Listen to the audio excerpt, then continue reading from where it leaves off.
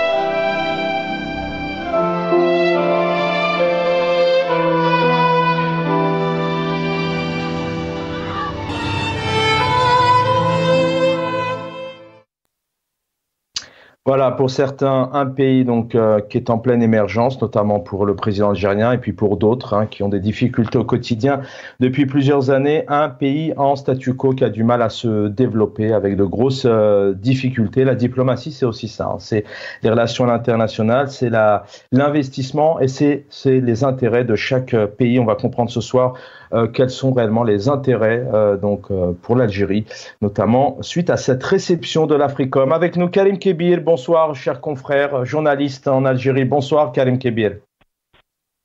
Bonsoir, bonsoir à vos téléspectateurs et à vos invités.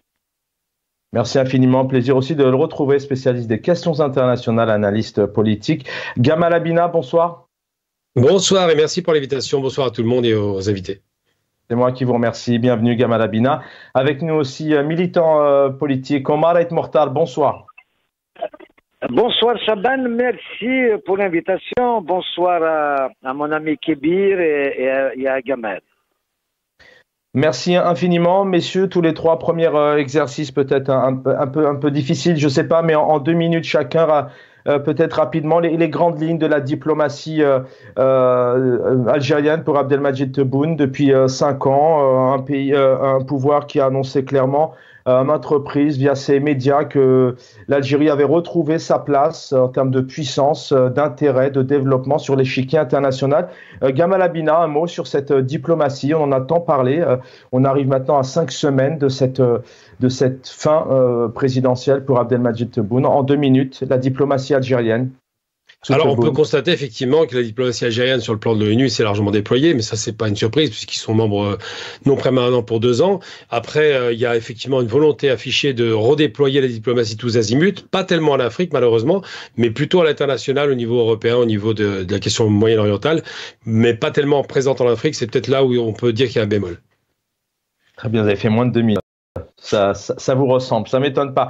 Omar Ait Mortal, la diplomatie pareil algérienne, le travail qui a été fait depuis notamment depuis 5 ans. C'est plutôt l'autosatisfaction du pouvoir. Donc moi je ne vois pas des avancées diplomatiques de l'Algérie. L'Algérie peut compter beaucoup plus que ça. Parce que qui dit diplomatie, des politiques économiques, stabilité, pour moi, ce n'est pas le cas. Après, la place de l'Algérie, qui devrait être dans les 15 premières puissances économiques mondiales, bien sûr que l'Algérie attire l'attention du monde entier.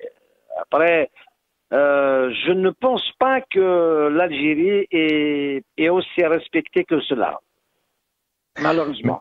Merci, je reviens à vous dans un instant. Nous allons prendre le temps d'entrer en profondeur. Karim Kébir est avec nous, journaliste. Vous avez bien évidemment longtemps évoqué ces questions diplomatiques, des questions d'ordre international depuis maintenant plusieurs années, et puis notamment depuis maintenant l'ère du président actuel, Abdelmadjid Tebboune. D'un point de vue général, vous la situez comment cette diplomatie du côté du pouvoir? Effectivement, il y a une satisfaction totale à chaque fois. Il n'y a même pas de remise en question. C'est plutôt un pays qui a su prendre sa place, et on va essayer de se démontrer aussi un peu les difficultés de ce pays qui s'est isolé de plus en plus, qui a peut-être perdu aussi sa place dans la région du Sahel, notamment avec le Niger, le Mali, le Burkina Faso qui a aussi fait alliance. Votre analyse là-dessus, Karim Kébir? Vous savez, il y avait un constat qui a été fait de toutes les façons après le règne de Bouteflika, que l'Algérie a été tout de même absente pendant plusieurs années, particulièrement depuis son AVC 2013. Donc au niveau du pouvoir, ils ont fait le constat qu'effectivement l'Algérie était absente, particulièrement même des conflits régionaux comme le cas de la Libye. Votre invité l'a bien évoqué aussi, on a complètement oublié l'Afrique qui est un prolongement naturel de l'Algérie, où on devait être assez présent comparé par exemple à ce que fait par exemple le Maroc. Donc il y a cette volonté de redéploiement. Malheureusement, on a cumulé un tel retard, conjugué à des problèmes politiques internes, et tout ça, ça fait que la voie algérienne est quand même passée un peu moins bien par rapport à il y a quelques années où par exemple, l'Algérie a pu résoudre des conflits, notamment celui de l'Érythrée, par exemple, ou bien un peu plus loin, si on retourne en arrière, celui des otages américains en Iran. Donc voilà, il y a cette volonté de redéploiement. Et malheureusement, avec l'absence qui dure année, et comme je vous l'ai dit, conjuguée à l'absence de visibilité, parce qu'il faut bien le dire que pour les étrangers, l'Algérie demeure tout de même un pays qui n'est pas politiquement assez visible. Donc forcément, parfois on est un peu zappé. Et vous avez dû le constater de même qu'on a eu quand même pas mal de problèmes avec beaucoup de pays, notamment avec l'Espagne, avec le Maroc, avec la France. C'est dû à quoi, Karim Kébir, selon vous c'est dû à quoi vous parlez effectivement d'un manque de visibilité politique? C'est quoi? C'est un système qui arrive en obsolescence? C'est un manque aussi de illégitimité à l'intérieur du pays? C'est intéressant quand vous faites cette remarque. Effectivement, c'est peut-être un pays qui politiquement a du mal à être visible, donc à être une force d'action, d'influence. Mais c'est normal. D'abord, vous savez, en diplomatie, de toutes les façons, pour être respecté, vous devez être, vous disposez quand même économiquement un pays quand même assez fort. Il y a bien entendu la stabilité politique, il y a, comme je l'ai dit, une visibilité. Les gens savent à qui ils ont affaire, donc qui peuvent se projeter sur la durée. Par exemple, je pense particulièrement aux investisseurs étrangers quand ils veulent investir et tout ça. Et puis, ça reflète toujours la santé politique interne. Donc voilà, tous ces facteurs, malheureusement, ces derniers temps, l'Algérie a connu quand même beaucoup de développement qui ont un petit peu, si vous voulez, brouillé cette visibilité. Mais effectivement, c'est lié aussi à un problème de légitimité. Et donc, un pouvoir qui manque cruellement de légitimité ne peut pas forcément définir une stratégie à long terme concernant la vision de l'Algérie. Même sur le plan doctrinal, l'Algérie demeure toujours tout de même un pays qui essaie de maintenir la ligne du non-alignement, c'est-à-dire ne pas... Donc, c'est ce qu'on a vu de toute façon ces derniers temps avec ses visites en Chine, la Russie. Vous l'avez cité d'ailleurs, il y a aussi les États-Unis et les pays occidentaux. Donc, c'est cette ligne qu'elle essaie de maintenir, mais le problème interne, les problèmes économiques et tout ça ne font pas de nous un pays qui peut avoir encore du poids, comme on l'a vu avec le fait qu'elle a été recalée du BRICS. Transition toute faite, j'allais venir avec Gamal Abina. Effectivement, Gamal Abina, vous venez aussi de parler un peu de cette Afrique qui, je vais peut-être pas reprendre vos termes parce que je les ai pas exactement, mais vous disiez tout à l'heure, il y a eu un bémol, peut-être l'Afrique a été oubliée dans la diplomatie algérienne avant d'aller au-delà, parce qu'il y a aussi d'autres relations à l'international avec l'Occident, le positionnement d'Abdelmadjid Tebboune avec la Russie, mais aussi avec les États-Unis d'Amérique. Et on sait tout de même que le président algérien est proche, en tout cas, c'est clairement positionné pour la protection notamment des Palestiniens.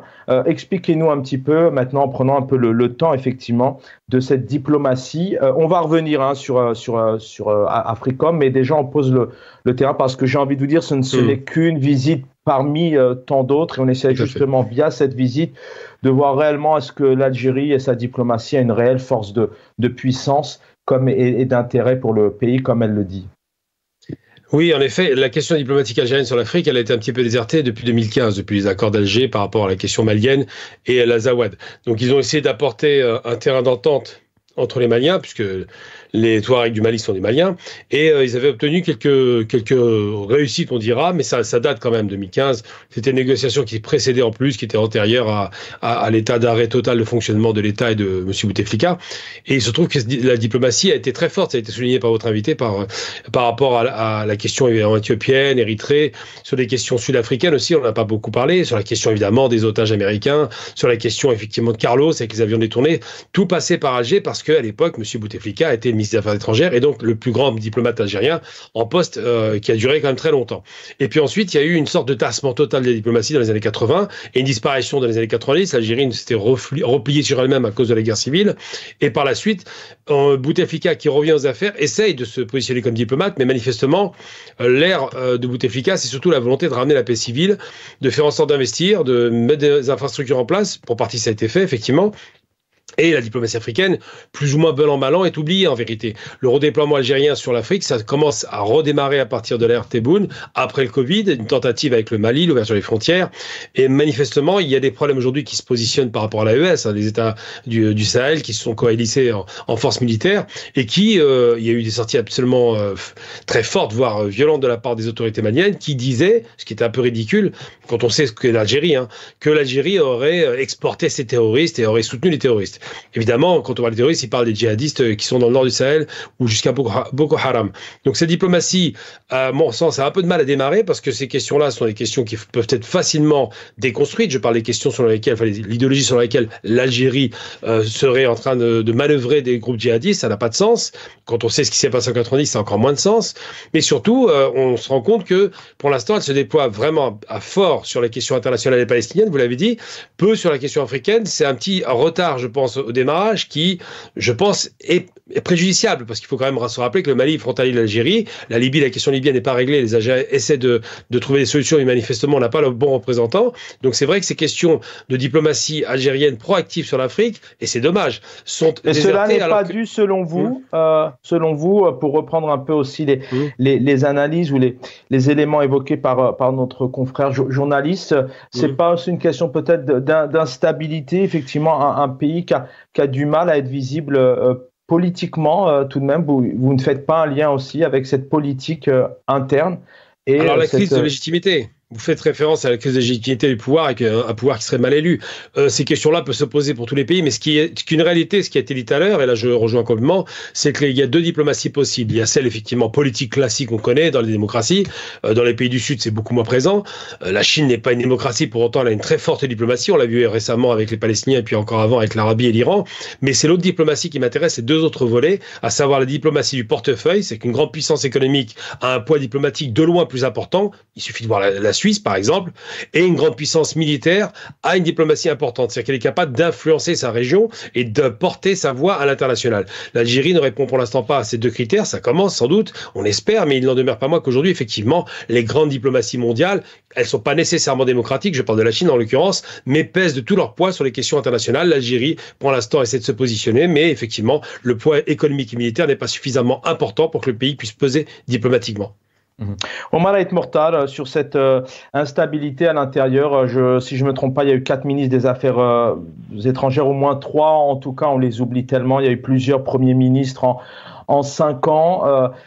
Il y a aussi cette question souvent on fait le lien de cette question de ce système illégitime, instable, ce fossé osier avec le peuple qui donne cette image aussi, et une question donc avoir votre avis là-dessus. Est-ce que justement peut-être d'un point de vue général, et là il s'agit de l'Algérie, mais souvent dans ces régions africaines, on a ces régimes, ces pouvoirs parfois donc qui manquent de légitimité, il y a une certaine instabilité qui vont peut-être, je dis bien peut-être, c'est une question, aller chercher une certaine légitimité à l'extérieur. Chaban, je n'ai pas envie d'apparaître comme mauvais Algérien ou de considérer notre ami Gamel comme bon Algérien. Force de constater que notre pays, l'Algérie, est isolé et puis elle a perdu toute influence en Afrique. C'est une réalité. On n'a plus d'amis d'abord comme voisins. Et puis, cette visite des Américains, ils ne sont pas venus faire du tourisme, ni exporter la démocratie en Afrique. Ils sont venus pour leurs intérêts. On sait pourquoi d'ailleurs, la matière première dans le Sahel, et puis il est hors de question de laisser les Russes qui veulent remplacer les Français pour profiter de ces minerais. C'est tout. Donc, ce n'est pas pour faire du tourisme ou pour les beaux yeux de l'Algérie ou je ne sais qui. Donc, ils sont venus pour leurs intérêts. Et puis, les Américains, quand ils se déplacent, et ils donnent des ordres. C'est le gendarme de la planète. Par contre, l'Algérie aujourd'hui, elle va être entre le marteau et l'enclume. On a été pro-russe. Voilà ce qui est dangereux. La visite de Tebboune en Russie, où il dit à Poutine, vous êtes l'ami de l'humanité. Bon, c'est grave. Comme à Tizi Ouzon lui a dit, vous êtes un génie. Et quelqu'un qui lui a dit, vous êtes un génie. Le problème aujourd'hui, on va être l'allié des Russes ou des Américains. On ne sait pas sur quel pied danser. Vous savez, la quincaillerie russe qu'on a achetée à des milliards, aujourd'hui à 18 milliards de dollars de quincaillerie russe. Il suffit de bloquer la pièce de rechange, t'as ni avion, ni char, ni rien du tout. Donc, nous sommes un pays en réalité faible. On doit d'abord conforter à l'intérieur, construire une économie. On doit être absolument patriote et pas nationaliste. On arrête ces fantasmes, ces discours, ces faux discours et tout ça. On doit, une élection présidentielle, vous savez, nous sommes à un mois et demi d'une élection. Personne ne s'intéresse. On fait une campagne électorale au mois d'août. On se moque des gens. Voilà le problème. Est-ce qu'aujourd'hui, on a besoin de valider la succession de Tebboune, faire un deuxième mandat ou pas, ou participer à cette mascarade? Il n'y a aucun débat. Voilà le problème de notre pays. On doit absolument revoir nos copies. Aujourd'hui, malheureusement, quand je vois le manifeste, donc le communiqué écrit par les 11 personnes que je salue, qui sont les 11 personnes courageuses, voilà la situation réelle de l'Algérie. On doit tous demander à ce que le pouvoir soit remis en question. Ce n'est pas parce qu'on n'aime pas parce qu'on aime l'Algérie, parce que nous sommes patriotes. Le deuxième mandat de Tebboune va faire rentrer l'Algérie dans le grand noir parce qu'il est dans le noir déjà. Voilà la réalité du pays. Donc, les étrangers ne te respectent pas. À part, tu crois que les chanceliers étrangers en Algérie ne savent pas qu'il y a une mascarade qui se prépare. Ils ne savent pas qu'on fait une danse du ventre au peuple. Ils ne savent pas qu'à Tizi Ouzou, ils ont été... La ville était annexée pour montrer des images de Tebboune en Kabylie. On lui dit, vous êtes un génie. C'est terrible, ça. Donc, il faut revoir nos copies. Les Algériens ne sont pas cons. Il ne faut pas continuer à insulter leur intelligence. Ça suffit. Karim Kébir, sur cette visite, on peut penser, on pense bien que le chef du commandement américain, Michael Langlais, s'est rendu en Algérie dans un intérêt bien évidemment américain. Qu'est-ce que peut gagner l'Algérie dans cette rencontre hier, rencontre aussi particulière? Essayez un peu d'avoir les deux éléments en tête, particulière, car en parallèle aussi sur la forme, en pleine période tout de même électorale, Abdelmadjid Tebboune a reçu ce responsable militaire américain, des médias aussi qu'on fait pas mal du tout, donc pour parler encore une fois d'une certaine victoire. Karim Kébir.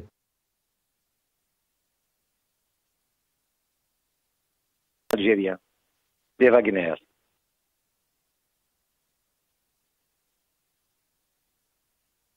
Oui, alors Karim Kébir, est-ce que Karim Kébir est avec nous?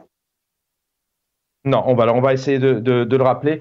Merci aux équipes en régie. Gamal Abina, cette visite américaine hier, qu'est-ce que selon vous, ça peut, dans un contexte aussi, une certaine diplomatie algérienne que vous connaissez, hein, il y a eu quand même pas mal de manquements, peut-être un manque aussi d'intérêt, de développement pour le pays. Qu'est-ce que cela peut apporter? Le terrorisme a beaucoup été évoqué, vous le disiez tout à l'heure, hein, vous releviez effectivement le fait que le Mali aussi a dit clairement qu'entretenait, c'est peut-être pas le mot encore une fois, mais le terrorisme. Beaucoup d'Algériens sont malheureusement souvent sous 87 bis classés terroristes aussi. Les Américains sont aussi classés aujourd'hui de terroristes avec leur connivence et leur relation avec Israël. Comment vous analysez cette visite pour l'Algérie notamment? Et déjà, ça marque une chose. Tout à fait. Ça marque une chose, c'est que l'Algérie a toujours eu un positionnement équilibré malgré tout, même si ça penche un peu à l'est, entre les États-Unis et la Russie, pour des raisons historiques. Les États-Unis ont été un des artisans de la décolonisation, politiquement parlant. Ils ont soutenu cette démarche. Ils ont considéré, c'est Kennedy d'ailleurs qui était le premier à dire que l'Algérie devait être indépendante. Et effectivement, la relation algéro-américaine est une relation qui est relativement cordiale. On voit bien qu'il y a même parfois des manœuvres militaires entre les États-Unis et l'Algérie au niveau maritime. Ce qui se passe, c'est que la négociation, alors on voit bien qu'avec la Russie, c'est l'entente cordiale pour ne pas dire plus. C'est une grande entente, je veux dire, pas l'entente cordiale, on va beaucoup plus loin que ça. Mais on voit bien qu'effectivement, il y a actuellement un marchandage en position géopolitique. Pourquoi? Parce que l'Algérie étant le plus grand pays africain et le plus grand pays arabe, parce que l'Algérie étant une sorte de nouveau gardien de la région, on sait que militairement, bien que ne produisant pas beaucoup d'armement, elle est quand même en mesure, avec plus de 200 milliards de dollars d'armement achetés en 20 ans, de pouvoir garantir une certaine stabilité. C'est le pays qui est le plus stable pour le coup de la région. Il n'y a pas de guerre, il n'y a pas d'affrontement. Tous ces éléments, même s'il y a des tensions politiques, elles ne conduisent pas à ce genre de violence. Bien au contraire, on a vu le Hirak, qui s'est passé de façon extraordinaire d'ailleurs. Et donc les États-Unis n'ont pas perdu de vue cette réalité. L'Algérie est un laboratoire qui avait démarré son Hirak très longtemps avant, le 5 octobre 88. Tout cela est pris dans l'état-major américain et ils veulent négocier avec les Algériens qui ont une voix forte. Là, c'est intéressant par rapport au Niger, quand ils ont dit à la CEDEAO, vous n'intervenez pas militairement, c'est quand même pas anodin. Ils veulent négocier effectivement une sorte de statu quo, de positionnement entre l'Africom, qui est donc une force américaine qui remplace les forces européennes, littéralement, puisqu'elles ont failli. L'opération Takuba, Berkane, Serval, tout ça, c'est un échec. Et ils disent aux Algériens, ben, vous avez une réforme de la Constitution, vous pouvez intervenir. Ils veulent pousser à l'intervention et nous pouvons collaborer. Donc c'est vraiment un rapport où il y a de l'autre côté, on sait, les Russes avec leurs différents groupes constitués comme Wagner qui interviennent, il y a les Algériens qui n'interviennent pas mais qui garantissent une certaine stabilité, et les Américains qui voudraient effectivement essayer de stabiliser la région à leur profit. Donc chacun y voit son intérêt, et l'Algérie joue finement sa partition dans la mesure où elle écoute tout le monde et prend ses décisions plus ou moins sereinement, j'allais dire, et de façon souveraine. Donc ça, c'est quelque chose qui est à noter. Il y a toujours une sorte d'équilibre entre l'Est et l'Ouest de l'Algérie qui ne s'est jamais froissé avec les États-Unis, ni vraiment avec l'Europe en vérité, parce que ça se passe bien avec certains pays européens, d'autres moins bien, et pas du tout avec la Russie ou la Chine. Donc l'Algérie est devenue une sorte de médian qui permet à la fois de tirer un avantage pour le pays, on l'espère, et surtout à ses interlocuteurs d'avoir un véritable pays avec lequel on peut discuter. Il n'y a pas de rupture du tout consommée. Qui que ce soit ne rompt pas définitivement avec l'Algérie, même pas l'Espagne d'ailleurs. Omaret Mortal, sur le positionnement de l'Algérie, de cette diplomatie, notamment celle d'Abdelmadjid Tebboune. On sait qu'effectivement, entre 2013 et 2019, il n'y avait plus de président en Algérie puisque Abdelaziz Bouteflika était malheureusement très malade. Cette position, justement, la Chine, la Russie, Wagner, un coup, comment vous qualifiez cette position de l'Algérie? Est-ce que réellement elle a été productive aussi, ou est-ce qu'elle n'a pas justement isolé et créé encore plus d'échecs à ce niveau-là pour le pays? Non, l'Algérie n'est pas isolée, elle n'existe pas du tout. Il y a une triangulaire, c'est les Américains qui sont venus donc avertir l'Algérie. Ils utilisent l'espace aérien, les bases dans le sud et tout ça, Janet et tout. Et puis Wagner, que l'Algérie a aidé, ça c'est la vérité. Ils se sont trompés et nous avons mis à dos donc les Russes et les Chinois qui travaillent ensemble. N'oubliez pas la France. Vous croyez que la France va quitter comme ça, va laisser ses intérêts au Sahel? Pas du tout. Donc nous sommes entre le marteau et l'enclume. Il n'y a aucune diplomatie. Malheureusement, nous sommes isolés déjà de par le Niger et le Mali. Le Mali ne veut plus entendre parler d'Alger. Ça a été poussé bien sûr par les Émirats et tout ça, on le sait. Je ne cherche pas les causes, mais la réalité. Et puis, Haftar à l'Est, nous sommes... Voilà les erreurs de l'Algérie. L'Algérie est d'accord avec une moitié de la Libye, alors qu'il faut être d'accord avec le peuple libyen. Ce n'est pas ce qu'on a... Et puis nous sommes absents, on n'a aucune influence en Libye, contrairement à la Turquie, aux Émirats, à la France, aux États-Unis. Tout le monde a l'Algérie voisin, on n'a pas d'influence. Et puis, ne parlons pas de l'Ouest. L'Ouest, que les Marocains, c'est l'ennemi juré. Et puis, vous avez la Mauritanie, qui a fait faux banc plusieurs fois. Donc la Mauritanie, elle va avoir de bonnes relations avec le Maroc, avec tout le monde, avec l'Algérie, tout ça. Elle ne sait pas sur quel pied danser. L'Algérie est dans une situation alarmante. On ne peut pas continuer comme ça. Et tu rajoutes à cela les mascarades électorales, les légitimités du pouvoir. Donc ce pouvoir va emmener l'Algérie dans le grand noir. Parlons du deuxième mandat de Tebboune. C'est pour ça qu'il faut absolument saluer donc le courage des 11 personnes qui ont signé ce manifeste. Donc Tabou, Mohsen Belabbas, l'Askari, tout ça, Madame Sadet. C'est vraiment la réalité du terrain. Il faut que le peuple fasse un contrat moral avec l'armée. On doit soutenir notre armée pour protéger ensemble ce pays. Ce n'est pas une critique que je suis en train de formuler, malheureusement. Donc, je suis patriote, j'aime ce pays. Donc, ils sont en train de nous diriger dans le grand noir. C'est ça la réalité du terrain. On ne peut pas continuer avec les Kouazareba et tout ça. Il a fait plein d'erreurs. Donc, il a insulté tout le monde. Mais on a des problèmes avec tout le monde, avec les Émiratis, avec les Espagnols, avec qui tu veux. Ça suffit. On doit être un pays respectable. On ne peut pas être un pays respectable sans réhabiliter la politique en Algérie, à respecter d'abord son peuple. Merci. Voilà. Merci Karim Kébir. Pardonnez-moi Omar et Mortal, on a réussi à joindre puisque le réseau est aussi compliqué en Algérie. Karim Kébir est avec nous. Karim Kébir, d'abord peut-être parce que vous êtes bien évidemment homme de médias, journaliste. On est en pleine, on essaie juste de comprendre encore une fois sans spéculer, mais on a encore hier Abdelmadjid Tebboune n'était pas spécialement obligé de recevoir, d'aller à la rencontre donc de ce représentant américain. Les médias en font beaucoup depuis hier avec des mots assez important. Est-ce qu'on peut y voir aussi ici un tapage médiatique en pleine campagne électorale? Est-ce que le pouvoir n'en fait pas trop? Et puis derrière ça, sauf peut-être, vous allez me dire le contraire, mais il n'y a pas eu effectivement d'échange, de débat, d'analyse dans ce sens pour voir un peu ce qui est bon ou ce qui n'est pas bon, notamment dans cette rencontre. Non, de toutes les façons, ce n'est pas le seul événement que les médias autour duquel ils font un tapage. De toutes les façons, on l'a vu avec les visites, ou bien les discours, ou bien qui sont de triomphe. Bon, ça c'est un peu dans l'ambiance générale. Depuis quelques années, de toutes les façons, c'est la même chose. Donc, je pense que cette visite du patron de la FICOM ne fait pas exception.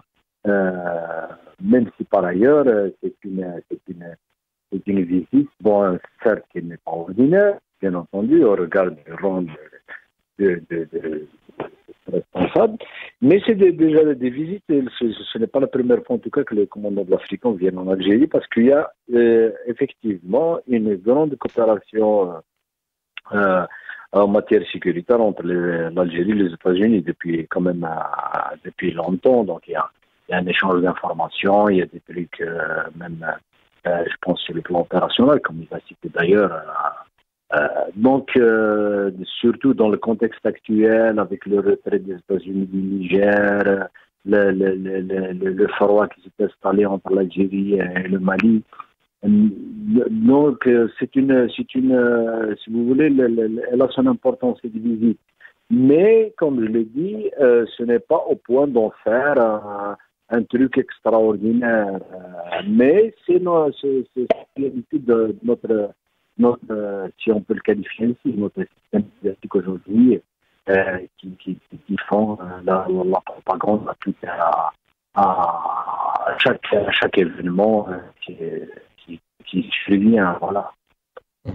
Quand on entend ce représentant américain qui revient effectivement sur le rôle pivot, le rôle pilier, l'importance de l'Algérie notamment sur le combat contre le terrorisme. Terrorisme, c'est malheureusement, enfin c'est quelque chose d'assez grave, mais c'est aussi quelque chose qui est utilisé en fonction des États.